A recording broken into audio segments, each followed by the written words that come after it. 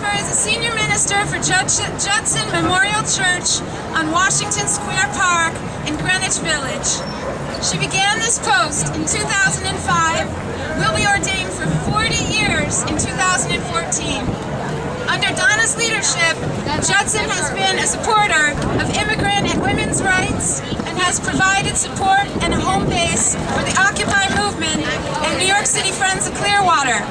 Reverend Scupper is passionately concerned about leaving the next generation well prepared for all they have to face. Thank you. You go, girl! And Valerie, who is one of our community ministers at Judson, is going to join me. So usually you don't start with a benediction, but because this is the beginning of something, this is the beginning of good air, clean water, and the end of fracking. We're going to do it that way. So will you pray with me as you want to the God who you know or the one you don't believe in, and pray with me to all that is really good and beautiful and true. We come in a spirit of thankfulness for farmers, for their hard work, for the gifts of the earth, and in gratefulness for access to healthy and safe food. We cannot take these things for granted because we are not subduers of the earth. Instead, we are tenders of the soil. Many people understand the creation story wrong. They don't understand what it means to have dominion. Having dominion means to tend things. And people might think that, why should we be so concerned about vegetables and water? I mean, they don't come into our churches, do they? But they do, because poisoned water, poisoned earth, and poisoned food do come into our faith communities, no matter what faith you belong to, no matter what community, in the form of rising healthcare costs, in the form of communities that have been exploited in the past by other forms of fossil fuels. Fracking comes with many downsides and many detrimental effects on the spirit, not just the land. Therefore, we hold those who make energy policy accountable. We are watchful and we will not back down until food is safe and accessible, and the land and the water are free from contamination. We need a sane energy policy. We needed it yesterday, we need it today, and we gotta have it tomorrow. Amen. Amen. Thank you so much. Today this rally is about food, friends, and family. It is also, of course, about what stands in the way of food, friends, and family. And namely for us, that's fracking and its infrastructure, which is growing at an alarming rate in the state of New York. In Minisink, where I live, we're dealing with a compressor station. We've been fighting it for 2 years. We have a number of 9/11 first responders. We have farmers who have, for generations, maintained their farms. And we have hundreds and hundreds of families. I'd like to offer this invocation following Dr. Scupper's benediction. I would like to welcome to Union Square the spirits of Walt Whitman and Susan Sontag, two famous New Yorkers who were able to see America not for what they wanted it to be, but for what it truly was. And through that understanding, they were able to love America even more, not less. In Susan Sontag's seminal work on photography, she wrote about Walt Whitman, and I think that pertains to us today, the same spirit. As Walt Whitman gazed down the democratic vistas of culture, he tried to see beyond the difference between beauty and ugliness, importance and triviality. It seemed to him servile or snobbish to make any discriminations of value except the most generous ones. Great claims were made for candor by our boldest, most delirious prophet of cultural revolution.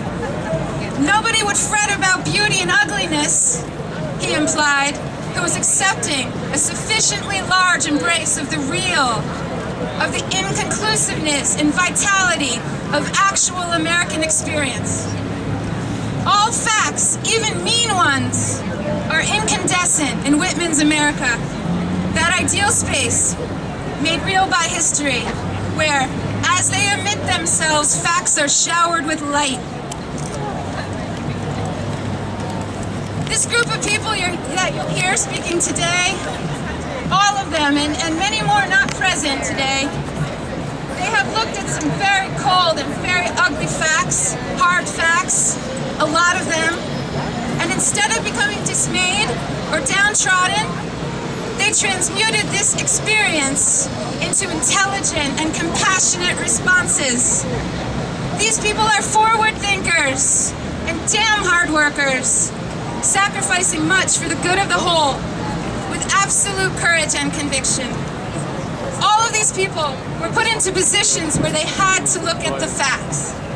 And instead of looking away, they looked even more closely at the situation, knowing one had to understand the whole picture, the full picture, in order to be more effective. In my estimation, these people are the real folk heroes of today's America. Without further ado, I'd like to introduce you to one of them. Deborah Lane. Deborah is a farmer in Minisink, as I am. We're both organic farmers. I guess we're on the opposite ends of the spectrum in that she maintains, along with her brother, one of the oldest farms in New York State, whereas my farm is just starting. We've worked together trying to assemble data and figure out what this means, this compressor station, these power plants that are invading New York. And without her, I don't know that I would still be in this fight. So Deborah Lane grew up in Minisink when it was covered by small dairy farms, before many of them were lost to development. A strong advocate of protecting area farmland to continue to provide fresh, healthy food for the neighboring metropolitan area, she is now one of the plaintiffs in the court case at the U.S. Court of Appeals opposing the Minisink compressor station. Along with her brother, she raises grass-fed cattle on Keziah Lane Farm, an organic farm that has been in her family since 1775 and is located 1 mile from the compressor station. Deborah Lane, give it up for her.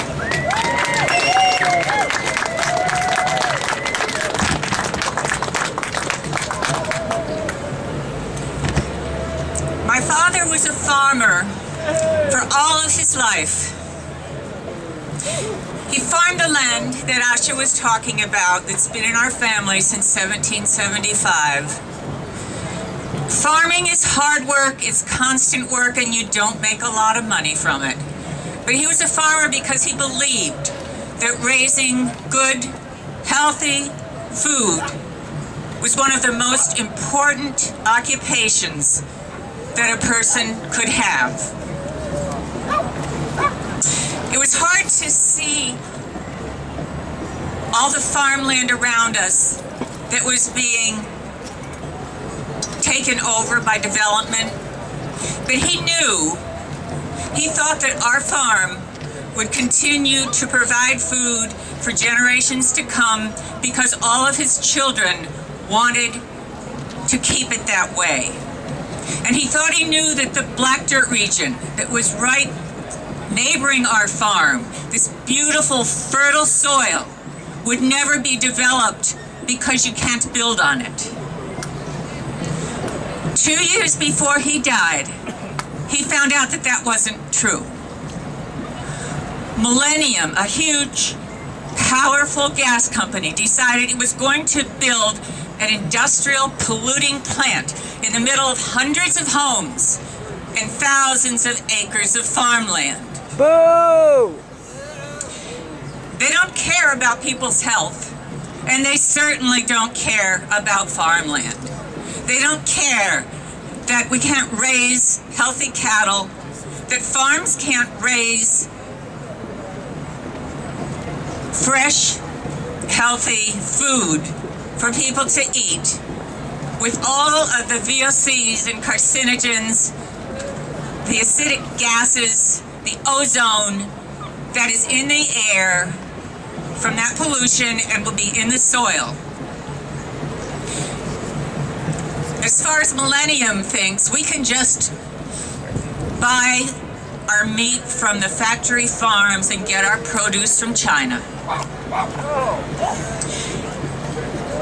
If we lose our fight in Minisink, Millennium has plans to build more pipelines, more compressor stations, an electric plant all over Orange County that will poison hundreds of thousands of acres of farmland. Boo! You're here, the people here, all the people who are buying food there are here because we value fresh, healthy food. We're here because we want people to know that the farmland that produces that food is threatened. Everyone who wants this food has a stake in our fight. If you want this food to be here for years to come, then join our fight to protect that farmland that produces the food and help us shut this monster in Minisink down. Yeah. Yay! Thank you, Deborah Lane.